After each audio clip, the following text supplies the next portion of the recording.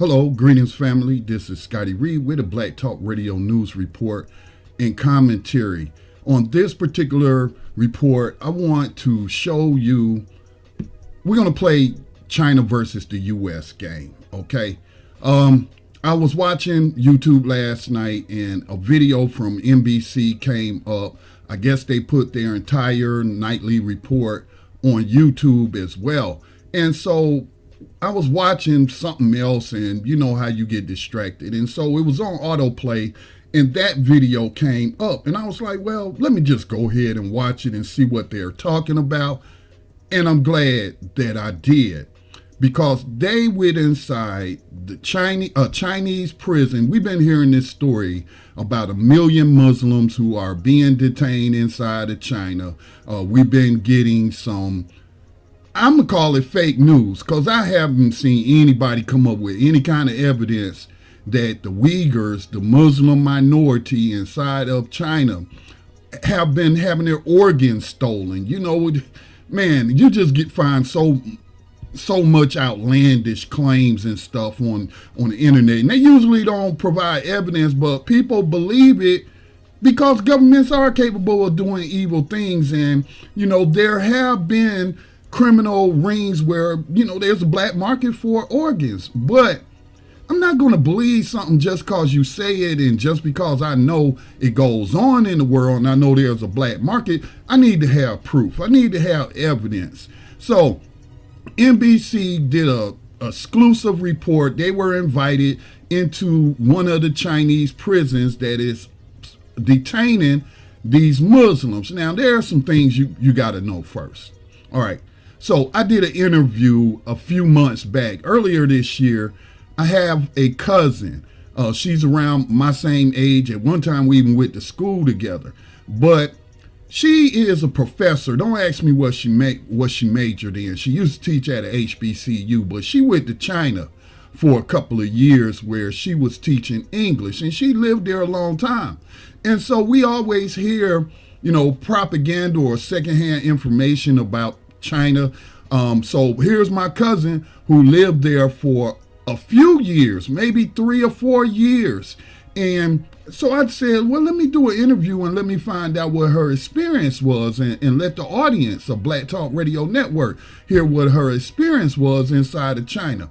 So make a long story short, she said that she never felt safer. And I think she was in a city, well, I do recall her saying she was in a city of over 10 million people. That's more than the population of New York City, which is one of the United States' largest city. Actually, it might be larger than LA, New York City, and Philadelphia combined. 10 million people lived in this city, and my cousin told me she never felt safer.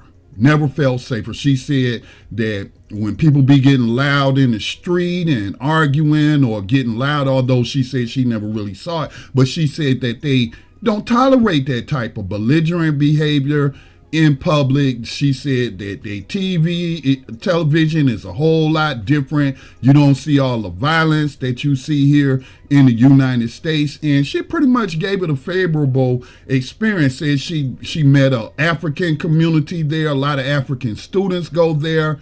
Also, a lot of African traders go there. When I say traders, I'm talking about trading goods and services, like sourcing. And so that was her experience. So you got to know, you know, a lot of times we getting information at secondhand.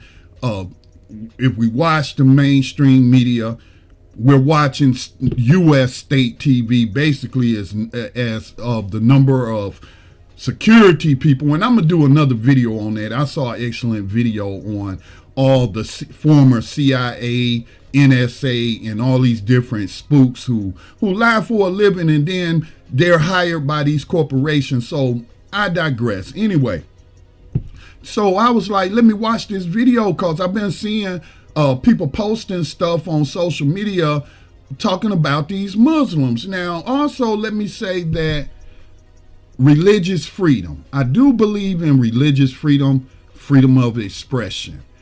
And so My cousin really didn't say much about that, except for she said that they look at religion as a mental illness.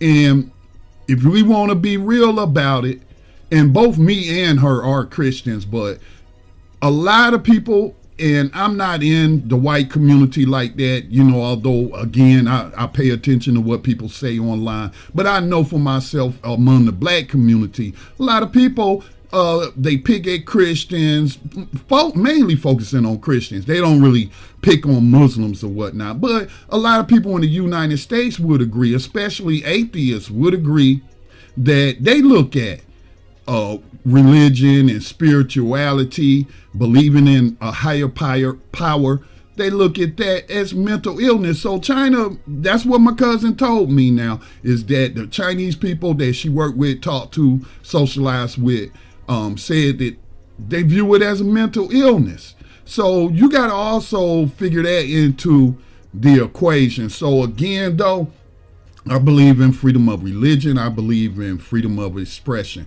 So let's set aside, that issue right there. Now, we're hearing that the Chinese have been re-educating these Muslims because of terrorist attacks. And again, I mean, if you look throughout history, there's plenty of people who agree, religious and non-religious, that people have committed a lot of atrocities in the name of religion. Okay? So again, I still support a human right of freedom of expression, which includes freedom of religion. But religious people who just go through the motions or what have you, they're not really spiritual.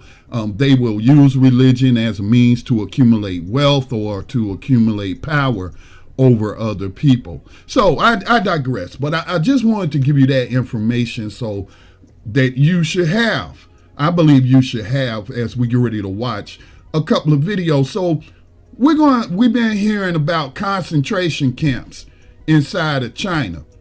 And so when I saw this, I was like, wow, that's what they call in a concentration camp.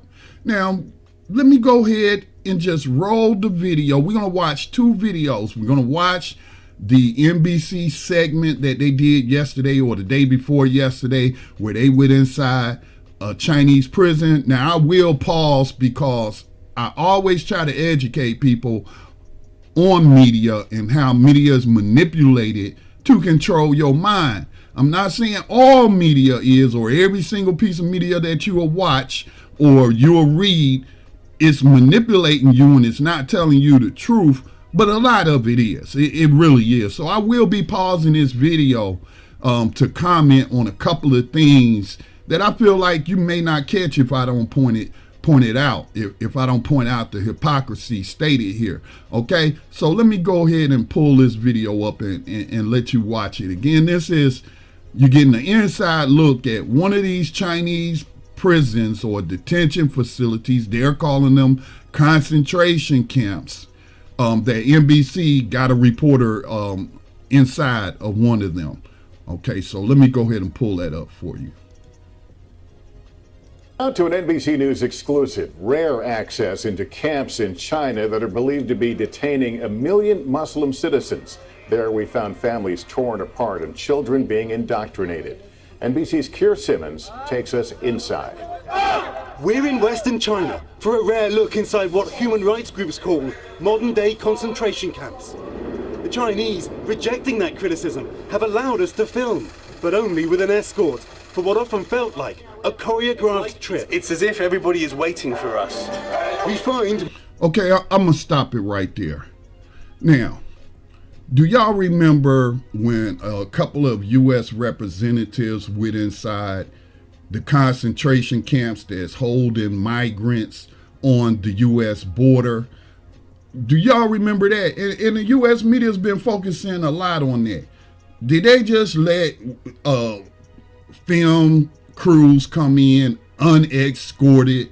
Do you not think that they took them on? I mean, I don't know what he means. It seems choreographed. It's like they're waiting on us. And then, I mean, dude, they're sitting there in classes. They weren't waiting on you.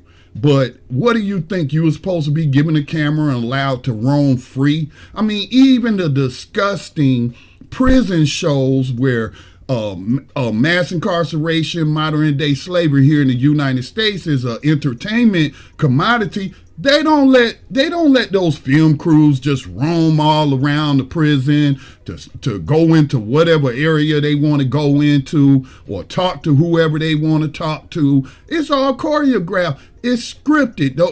And I'm talking about an entertainment show. Okay, so that really stood out to me. Here's this guy giving this propaganda commentary, saying, "Oh, if they took us on an escorted visit, like he was supposed to be allowed to just go in and roam around the halls and just talk to people or whoever he wanted to talk to." I mean, come on, that's hypocrisy there. That's propaganda. So let's continue. Muslim Uyghurs, a religious minority group, sitting at desks, sleeping in Spartan dormitories, expected to swear allegiance to the Chinese Communist Party. China calls them education and vocation centers, designed to fight terrorism after attacks the Chinese blame on the Uyghurs. Our measures are effective, a senior Communist Party official tells me. Now I'm going to stop it right there once again, because I'm telling you, man, the propaganda. Let me see what I want to comment on here. Never mind. I'll just let it roll. In this class, we meet a mother who says her young daughter has lost both parents. Her husband just died. Now she's here. Tell me that it isn't brutal to take a mother away from her 4-year-old daughter when her father has just died.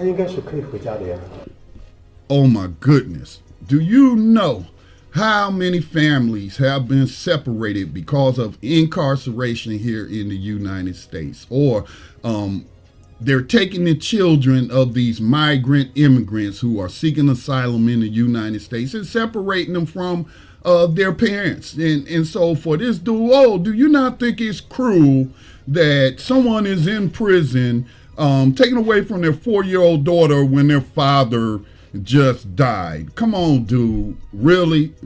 All right, man. She can go home once every week.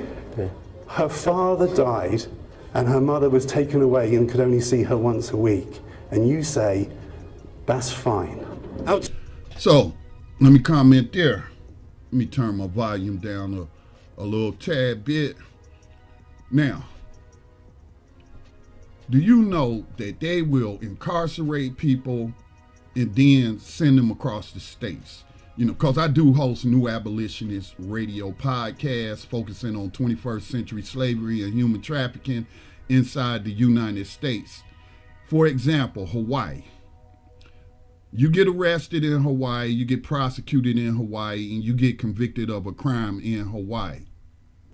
That's where your family is. Do you know that you may be sent to a private prison facility in Arizona or California? Now, how are those children supposed to visit their parent across that water like that? How often do you think a poor family in Hawaii, a working class people who has an incarcerated family member, how often do they get to see their family? Look, they're saying they let her out to go see her once a week. Come on, y'all. Inside China, we hear far more disturbing stories. This mother shows us scars where she says she was tortured. Her brothers, she says, shot in front of her. The Chinese say stories like these are all lies and won't confirm estimates they've detained 1 million people.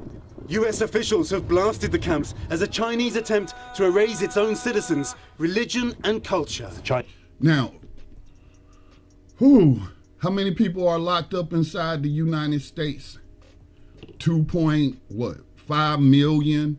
And I'm a U.S. Army veteran. Close to 1 million military veterans are inside a United States prison or jail facility. 2.5 million people. Let's just round it off to 2 million. 2 million. because I don't know the exact figure. 2 million people at any given time are in a prison or jail in the United States. Again, I'm not trying to minimize anything that's going on inside of China. I don't know what's going inside of China for a fact. I don't know what's going on. I don't know why these people have been detained. But you're claiming that, oh, it's 1 million people. Oh, that's a big giant number. Look, the state of Louisiana by itself has 7 times the prison population of China with 1 billion people. Let's put things into perspective. Now, we're going to hear from Marco Rubio, and listen, spoiler alert, the video that we're going to watch after this one was shot in Florida on the inside, a documentary made by prisoners on the inside. So you're going to hear from Marco Rubio here talking about religious freedom. And he's described them as education and vocation centers. How would you describe them? There are most certainly detention camps in which people are being held unwillingly, where they're stripping them of their identity. We're shown a kindergarten where Uyghur children sing, "I love you, my motherland." Here, every generation must learn China's language, laws, and obey Beijing, or face the consequences. Keir Simmons, NBC News, Xinjiang, China.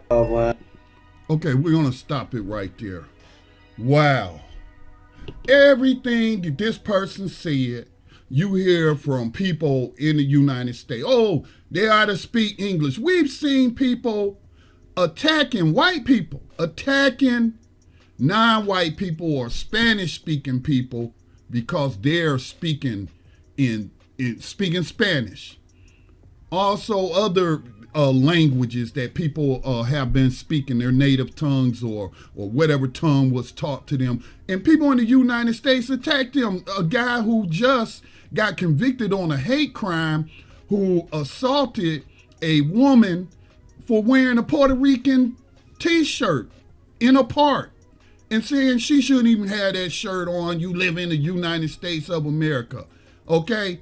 Even though Puerto Rico is a colony of the United States. They're U.S. citizens, okay? They're U.S. citizens, unwilling U.S. citizens, a whole lot of them, but I digress. I don't want to go into the colonization of Puerto Rico and the independence movement of Puerto Rico. But here you got a racist white man attacking a Puerto Rican U.S. citizen because she got on a t-shirt of the flag of a U.S.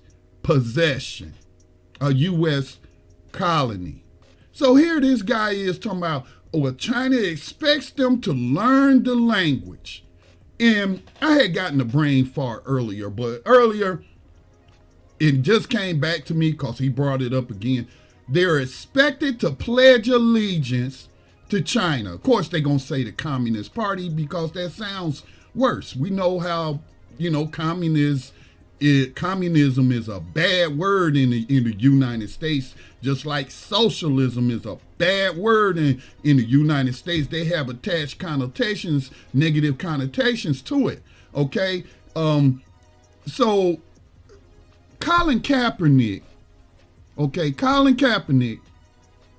took a knee, everybody knows, took a knee along with other players in the NFL, took a knee during the playing of the national anthem during the pregame festivities or rituals at an NFL game. This man was banned from the NFL for not standing and putting his hand over his heart like a robot while they played the national anthem, and you might have had some military members out there on the field with a U.S. flag.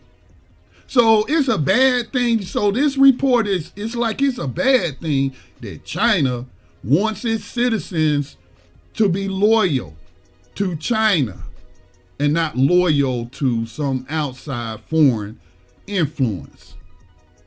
The propaganda. And a lot of people, millions of people in the United States will watch that report and say, oh, those poor Uyghurs. Oh, China is so terrible. Oh, man, they got them in concentration camp. Man, that look like 5-star accommodations for those people. When you compare them to the camps that they got, these migrants, these immigrants seeking political asylum here in the United States, and they've been all rounded up, and some of them even prevented from coming in. And now you got Marco Rubio, a Republican.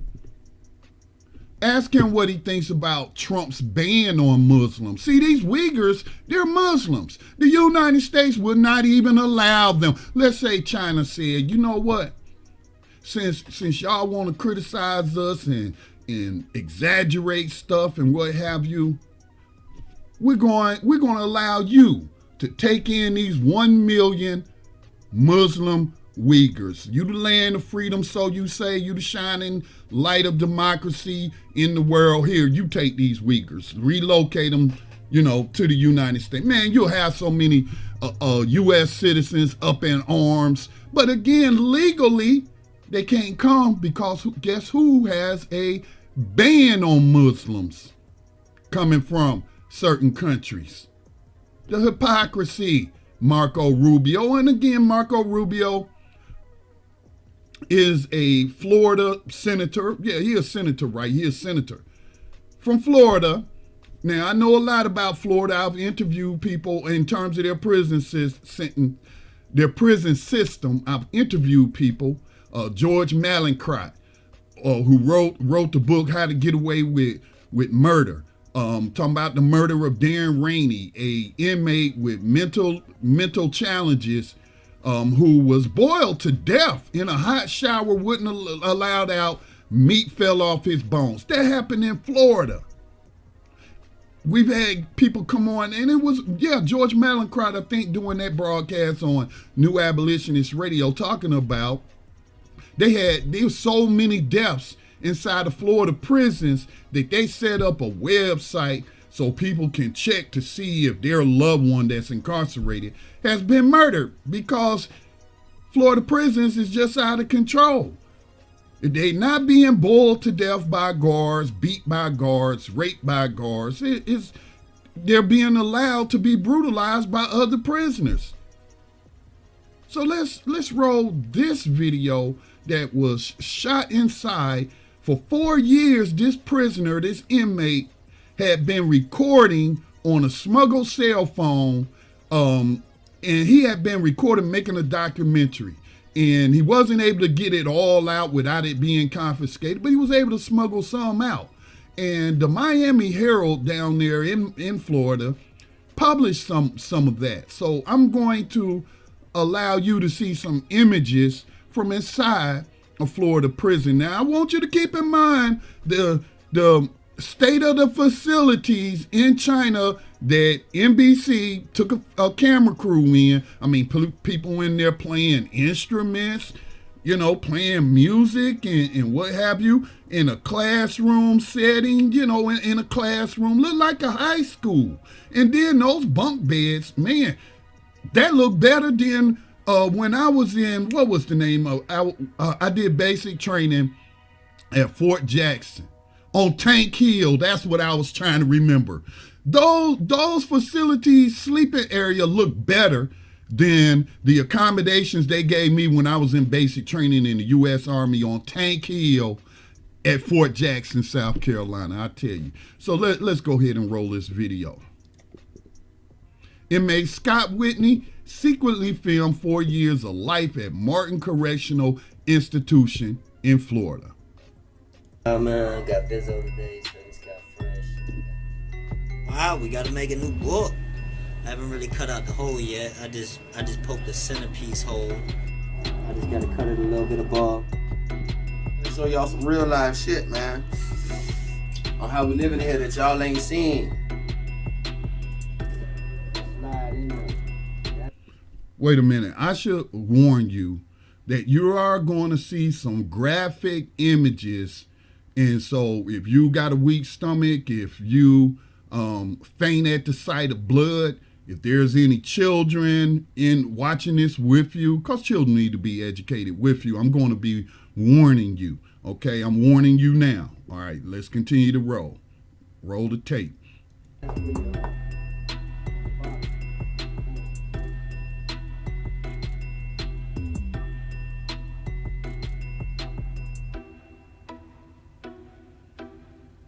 your positive, negative on the battery.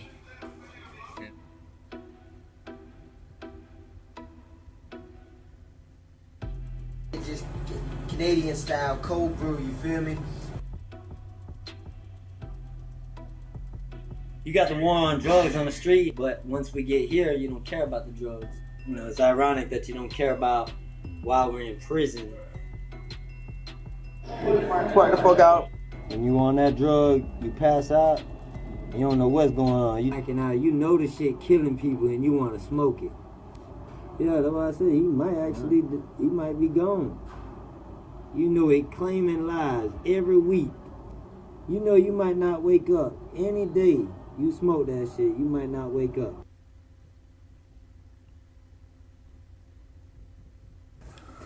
Like I said, they don't pay attention enough. They don't look, they don't check to see if we're living, they don't check to see if we're safe, they don't... This security, this is security in the Department of Corrections. Come on, this is security. August 8th, 2017, man, hurricane season shit coming in. Shit crazy, they got us in here like, combing in like warehouses, it stink. We had to endure some pretty rough environments. Like I said, people don't bathe. I know that's right. They squat over that and shit. And look at all the mold everywhere, man. This shit is really pathetic. Get this, America. Look at the mold that just grows. If we got soap today, nothing. Anything, none.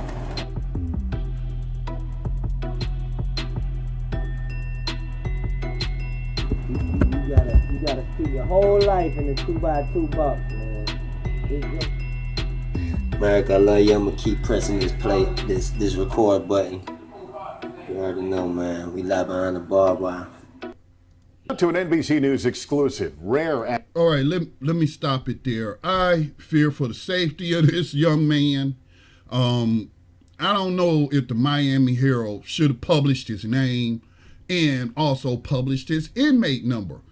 You know where he at right now. You know where he at. He in solitary confinement being tortured. Solitary confinement is torture. All the international human rights community has said solitary confinement is torture. It's torture. Okay, so you know this inmate is being tortured right now for showing you what your tax dollars is paying for. Okay, Marco Rubio, what you got to say about this, man? What you got to say? You running your mouth about what's going on in China, and you ain't done nothing, ain't commented on what's going on inside of Florida. Those are U.S. citizens too, okay? And I know we got these cynical people out here who they just really evil. They have no compassion. They have no empathy. Oh, if you didn't want to do the time, don't do the crime. Okay, I bet you Paul Manafort ain't in no facility like this. Okay, I bet you the woman who was sent to prison for fraud concerning paying to get her daughter into a school she didn't qualify, a college she didn't qualify to get into, and paid this man to get her in and what have you. They said hers is like a resort. It's like Trump Towers or something, or one of his plantations. Okay, so then you wonder why people reoffend when they come out of prison. I was watching Suicide Squad. That's one of my favorite action movies. Will Smith is in there and what have you, but it's based on the DC comic book characters. And they had this character called what is his name? Croc something. I can't think of the name, but a crocodile, right? Dr. Croc or something like that. Anyway, the narrator said, you know, he was born looking like a monster. They treated him like a monster, and he became a monster. All right. When you mistreat people, when you subject them to inhumane conditions, and you show no empathy for them, and you don't actually try to rehabilitate them, address any of the issues that led them to be where they are in the first place. And I don't assume that people are actually guilty of the crimes that they're in there for. The vast majority of them are in there for nonviolent so-called drug crimes, okay?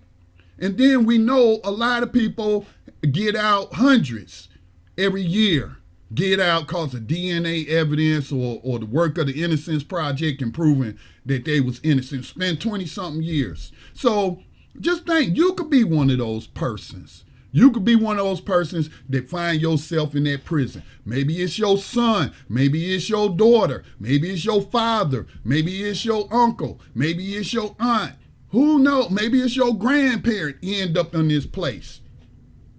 Okay? So I could not have orchestrated this if I tried. I couldn't script it because I saw that NBC News report going inside the Chinese prison where they're detaining these Uyghur Muslims to re-educate them. And again, I believe in religious freedom and expression and what have you, but let's not act like the United States treats Muslims like they love Muslims and the doors is open for them to even come here to escape oppressive conditions. No, Trump got a Muslim ban, and the courts have been upholding that Muslim ban. So there you have it, folks. There you have it. This is why the United States doesn't have any credibility on an international stage. They have no credibility whatsoever. What do? They rely heavily on propagandizing you or dehumanizing the individuals that they are mistreating, so you'll go right along with that mistreatment. You don't even care about U.S. citizens, so don't act like you care about these Muslims who are in China in 4-star accommodations compared to what we just saw in a Florida prison. All right, please continue to support the production of independent black media. You can make a tax-deductible, and I want to emphasize tax-deductible donation to the Black Talk Media Project. Look in the description or on blacktalkradionetwork.com, and you will find a link to make a tax-deductible donation to the Black Talk Media Project. That said, we got to end slavery in the United States. The 13th Amendment never abolished slavery. It says slavery and involuntary servitude shall be abolished except for punishment for a crime. Okay? The United States still practicing slavery legally. And I think more people ought to be opposed to that and join the new abolitionist movement. Peace and blessings to all. I'm out.